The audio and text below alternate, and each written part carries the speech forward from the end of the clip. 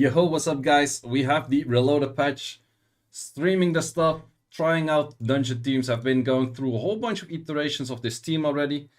But what has been safe, what has not been safe? There's a whole bunch of stuff that has not been safe so far. You have a lot of issues for not landing armor breaks, not doing the right things left, right, center. But so far we have a minute or a team that's under 1 minute. It has pretty good runes, I would say, so it's not that easy to replicate. This is by all means not the most optimal team out there yet. We've only been trying for, what, about like 4 hours, 4.5 hours. This dungeon is definitely not easy. I've been trying a whole bunch of things. I had in the Roid for Lauren, but it only has one turn or like one armor break hit, which was not that great. I tried in Lin or I tried in Shaman for the Veromos slot, because actually Veromos S2 does do damage based on enemy max HP right now, which is pretty nice. Another good failsafe that makes things really easy is, of course, the Leica. So let's say you have pretty much most units and you just want to create a team. I would probably aim somewhere towards a Leica in combination with a Savannah and then a Belial rather than a Mephisto. If you have all of these units, you can definitely make something running that's like 1 minute something, because Leica and Belial will always kill the boss. If you have units bringing him to the boss, you will definitely clear it in that sense. Well, this thing, of course, has the counter that goes AoE rather than on the individual unit, which makes it a lot less easy for example, Crows. It makes it less easy for Lins, all of those units that normally deal a lot of damage on this kind of boss, where it is a lot harder right now. Can you make Lucian one-shot the waves? Maybe on a very good Lucian set where he has a lot of damage, maybe, but I don't really think that is something that you should aim for because it's pretty hard. Is my Lucian double lapping the waves still? No, it's not. And I actually lowered the crit rate as well for Lucian 2, S3, Mephisto S2 to pick up and then actually clear it, in case that Grosveld doesn't use his S3.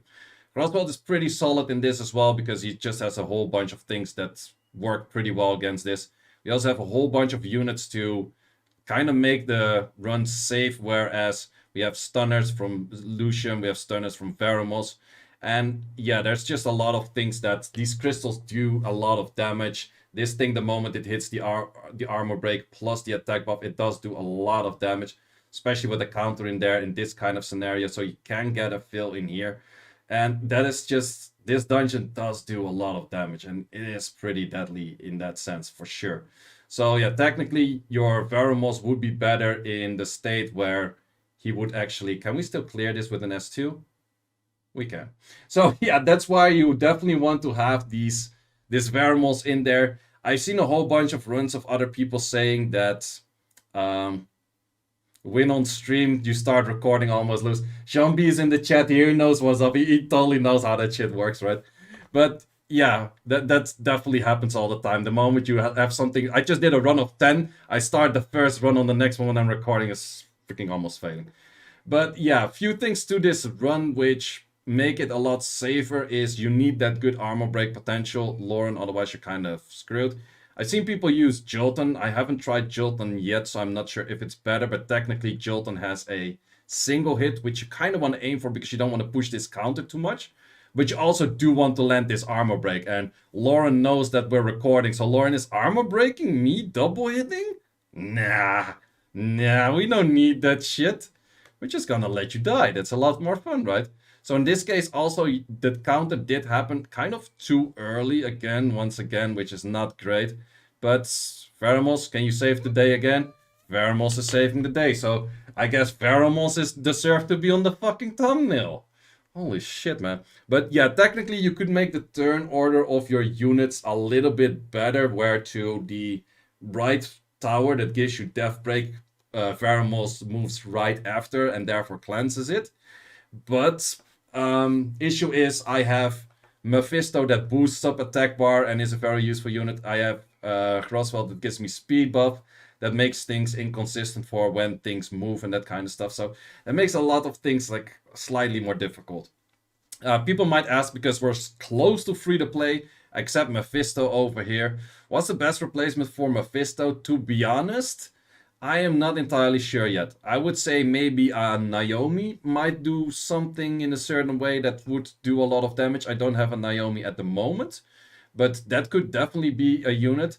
Your Sigmaris could be an option, but for your Sigmaris, if you build it, I would recommend to build it somewhat tanky.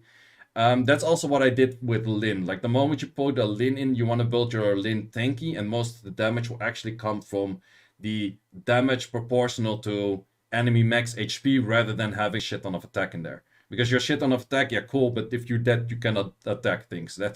And this boss is going to counter you and is going to attack your ass. It's coming for your ass. So yeah, those are definitely the things that are with this dungeon.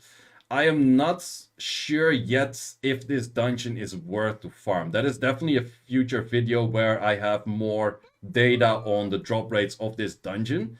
But as you can see, this stuff is still dropping blue runes. It's still dropping this nonsense, and not even like a decent amount of them. I haven't seen too many legendary runes from this, in all honesty. So the drop rates of this is not that great, and I will show you. I will let it run a little bit more after that I show all of the runes. I will also showcase what the drop rates look like. Let's see if this run goes any smoother than the previous. Can we do it?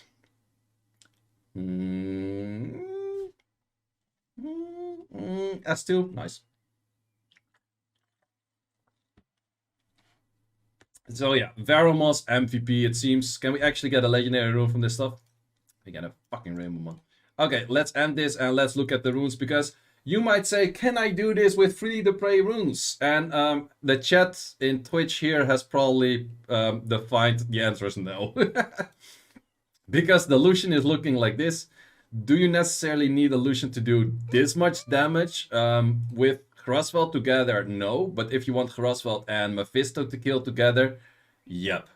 And then artifacts, damage on water, and this is some crit damage, whatever, combination with attack. But yeah, this is pretty nasty. I actually had to take my Lucian off a 100% crit rate set and put it towards this, because otherwise he was missing slight damage too with his Mephisto S2. That's also at a casual 270 crit damage set with 23 crit damage in there, and then some damage on that kind of stuff as well, to actually make that work good enough. Hrosveld is on a casual triple fight set that actually has full damage, and for some reason he has less issues with landing his S2 on the 16 plus a 22 compared to the Roid that was max accuracy. But however on that, so yeah, this is faster than the rest. Lauren, of course, triple fight, tanky as possible. Yeah, pretty much just that. Just make it tanky, max accuracy. Mephisto, as mentioned, is a rage broken. And then we have Veromos, and Veromos is also full on tank. He doesn't do damage from his own HP, but I only care about the crit rate, crit damage, being in the right speed tuning. You don't care about the accuracy, but he gets like a 25 base probably anyways from Awakening. And then we also care about crit damage skill 2 and damage on water kind of stuff. So yeah, are these runes really reasonable for people to farm? No. Does that actually make sense for farming this dungeon? I'm not sure. Normal seems a lot easier to farm, like way easier to. Let's actually give a run in normal. Normal seems way easier to farm, because I'm pretty sure even that skill like half fucking kills the whole team, right? That's just so much difference in damage already. It's insane. So yeah, normal is probably like 200% times easier to farm. But issue is, it still costs 10 energy. And it costing 10 energy, sure, it can give you the intangible runes, but intangible runes have like an insane low drop rate anyways, it seems. So I'm not necessarily sure if this is really worth to farm in the first place. So then the next question is, how about the old B10s? Well, I did showcase a video before of talking about, okay, the old B10 or the old B12 is going to be the new B10, blah, blah, blah, that kind of stuff. Technically, they upped the stats of the B12s, because I took the example of this Astar that used to be, I don't really want to reset the whole thing, but I did that with the Astar, and on a B10, and I could clear it in 20 seconds flat. If I did that with that same Astar right now, it's like a 35-second thing. So they did actually up the stats of the B12s. Or they upped the stats of the B10s to become like B12s. But they kind of lower the attack damage, that kind of stuff. Like to a certain extent. Also, if you farm this, you cannot get any intangible runes. But then the big question is it that necessary to get intangible runes? I'm not entirely sure yet. But yeah, You increased your best time. So apparently you can actually get better times on this. So probably if I farm this right now, they also lowered the attack damage of the boss a little bit. So the B10s became easier than all B12s, but by a slight bit, like not by a lot of stuff. But yeah, big question is, what are the drop rates comparing A to B, and also keeping in mind the time that it takes longer. So if you're low on energy and you have a lot of time, but you don't have that many crystals, just make a very safe team of like a Savannah, a Lyca, Belial, Lucian, and then something else that just makes it safe. And just run this on like 2 minutes auto, and you're totally fine. But if not, if you actually want to speed clear things, you have a lot of those crystals, it might actually be better to go for those B10s. So that is definitely something we do not know yet. That is definitely something that we do need more data on to see, okay, what are the things that we get from here so far. I can show you something that I'm working on right now to track all of those data. I also showed it in my previous video, which we have over here, in which I can see, probably can refresh this right now. And it still gives me a bunch of errors because I run a bunch of things. Okay, it's looking ugly as crazy right now because it messes up the layout. But we can see over here that I'm getting blue runes. I just know where it exactly is, where to look. So don't mind me, I just have to... Every time I run something else, it messes up. I'm a shitty programmer, let me be.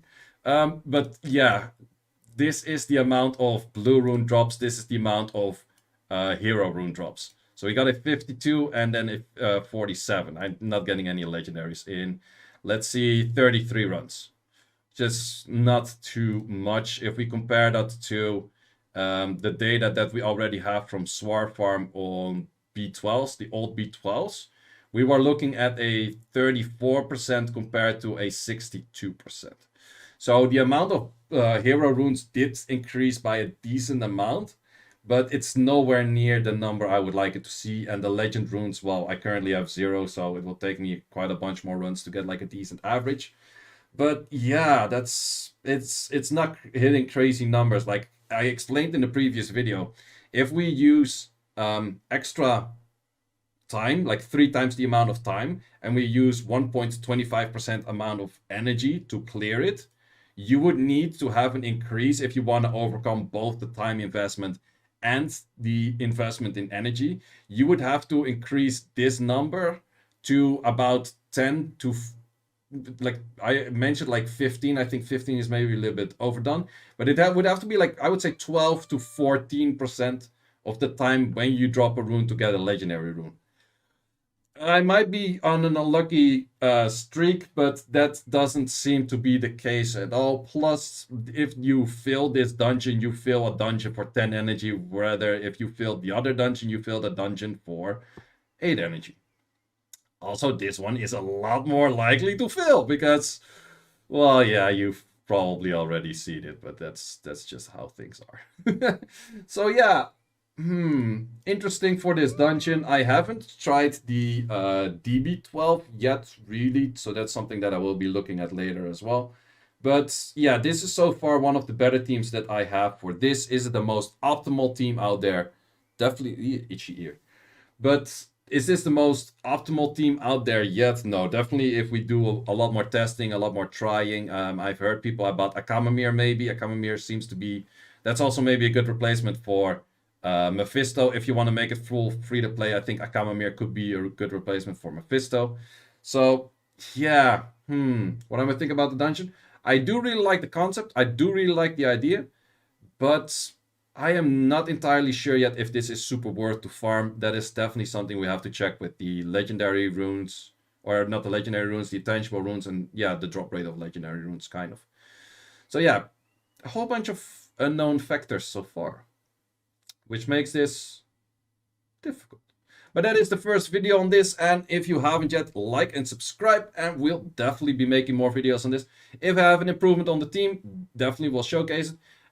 If you're wondering how did you get the 36-7 team, which is your fastest team, it is legitimately this team, but a Lin in this slot, and Lin is technically very good because Lin has a additional or damage on enemy max HP on every skill. So that just makes Lin a little bit better. However, Lin S3 is mostly not used, and she's just super squishy to get through the waves and that kind of stuff. So you had to put a lot of HP to her, which kind of lowered the damage once again. So yeah. And this apparently is also a big issue where all of your units don't really use the particular skills that actually clear these side things. Whereas I think a Akamamir might do that better than a Mephisto. So Akamamir might be interesting for this dungeon. Maybe even more interesting than Mephisto. However, Mephisto S1 is a good 125k. So yeah, I'm not sure yet. Well, he's better for the wave. So to get your units to the waves, Mephisto or Akamamir is a good replacement for this. And Akamamir S2 is kind of shitting. Or not Akamamir S2. Mephisto S2 is kind of shitty. But yeah, that's all there is for this video. Guys, thanks for watching. And definitely check out the future videos on this as well. So you have to subscribe. Thanks, guys. See you later.